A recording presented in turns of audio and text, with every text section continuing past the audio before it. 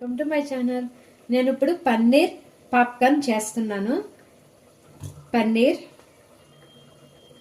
అల్లం వెల్లుల్లి పేస్ట్, పసుపు, సాల్ట్, కారం,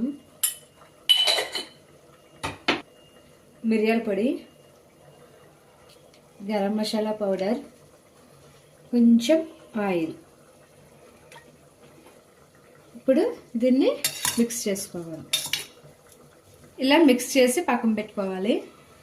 నెక్స్ట్ స్టెప్ బేసన్ ఆట వేసుకోవాలి. నెక్స్ట్ కార్న్ఫ్లోర్ వేసుకోవాలి. ఇప్పుడు బాగా మిక్స్ చేసుకుని వాటర్ వేసి కలుపుకోవాలి. ఇలా వాటర్ వేసుకుని కలుపుకోవాలి.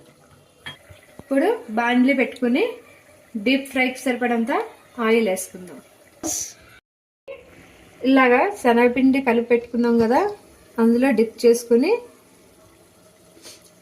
బ్రెడ్ క్రమ్స్లో కూడా ఇలా డిప్ చేసుకుని ఫ్రై చేసుకోవాలి.